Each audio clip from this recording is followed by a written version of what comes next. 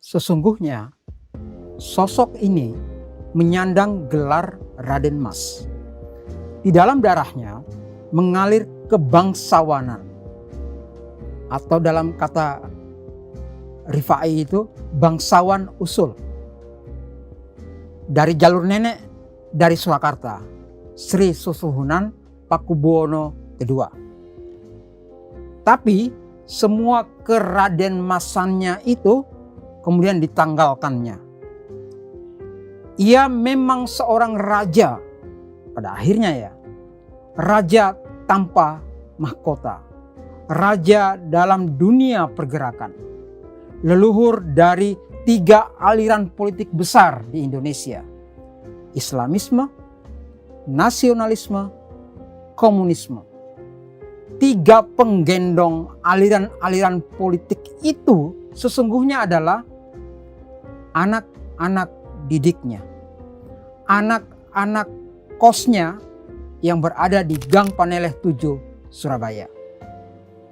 Saya Muhyiddin M. Dahlan mengajak kalian semua mengulik bapak kos dari anak-anak cemerlang kayak Soekarno, Semaun, Muso, Alimin, Kartosuwiryo, Abi Kusno, dan lain-lain ini.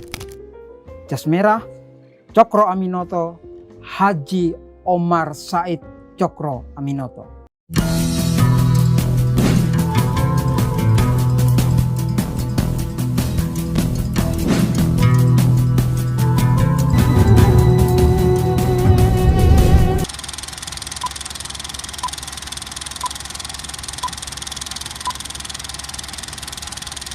Halo, perkenalkan nama saya Daniel Setiawan, saya dari Al Regular 21.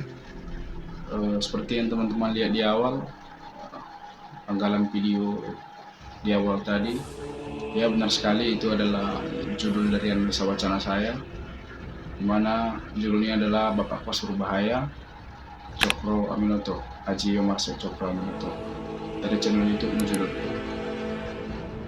Jadi akan saya jelaskan mengapa dikatakan berbahaya. Karena Haji Omar Said Cokro Aminoto ini dari kecil beliau adalah seorang rebel, artinya pemberontak, menentang keras kolonialisme. Sampai dia besar pun beliau sangat keras mengkritik di pers dan lain-lain. Jadi seperti yang dipaparkan oleh Bapak Umatiri dari YouTube Mujo.co, Bapak Haji Omar Said ini adalah seorang tokoh nasional, seorang penggerak, seorang raja tanpa mahkota yang dijuluki oleh masyarakat Jawa, dan lain sebagainya. Terlepas dari itu, Bapak Cokro Aminoto juga membuka kos waktu beliau pindah ke Surabaya, di mana kos ini bertepatan di Peneleh, Surabaya, dan sampai sekarang kos atau rumah dari Bapak Cokro itu masih terawat dengan sangat baik. Jadi di kos ini banyak sekali tokoh-tokoh yang nantinya akan sangat berpengaruh di Indonesia. Contohnya seperti Soekarno, presiden kita yang pertama. Ada juga Agus Salim sebagai penasehat dari Serikat Islam dan juga menjadi teman diskusinya Cokro Aminoto. Banyak anak-anak juga yang lain seperti Semaun yang bekerja di lokomotif, Darsono dan Muso. Ada juga teman sekolahnya Soekarno seperti Herman dan lain-lain. Sarekat Islam itu adalah pergerakan terbesar yang misi utamanya self-destruct. Walau kita tahu Sarekat Islam terpecah, tetapi tidak menyurutkan bahwa Cokro adalah tokoh besar. Ya baik, seperti yang dijelaskan tadi, di mana pemateri seringkali mengucapkan kata Jalbestur. Jalbestur ini adalah pemerintah sendiri. Itu adalah kata yang sering diucapkan oleh Bapak Cokro, di mana cita-citanya adalah membuat pemerintahan sendiri. Jadi di mana Bapak Materi juga mengatakan bahwa Serikat Islam itu bubar.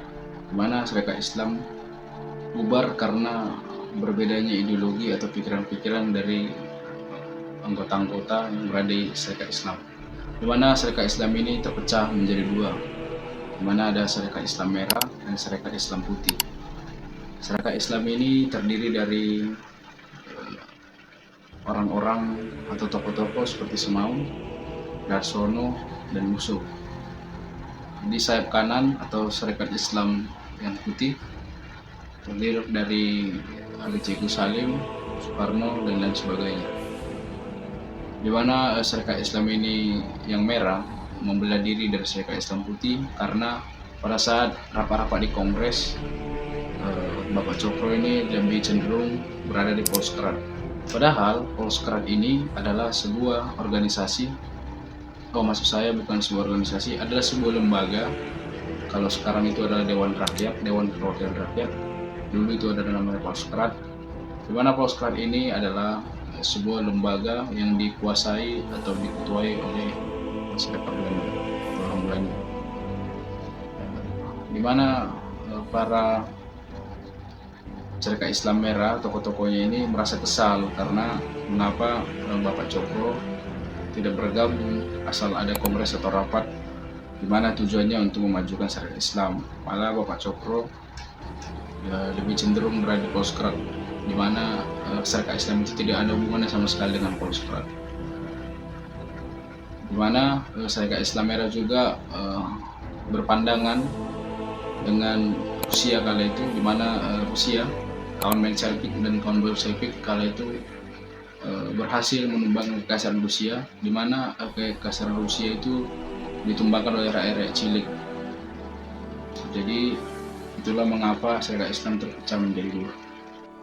Baik, terima kasih sudah menyimak video reaction saya di mana mata kuliah saya Wacana. Sedikit pidato singkat dari Bapak Cokro. Bunyinya seperti ini. Semua pikiran itu baik.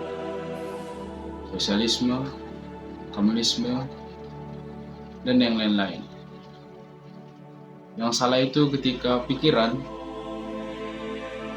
digunakan untuk melakukan kekerasan. Sekian dari pemaparan materi saya tentang Bapak Kos berbahaya, Haji Umar Said Cokro Aminoto. Saya tutup. Shalom.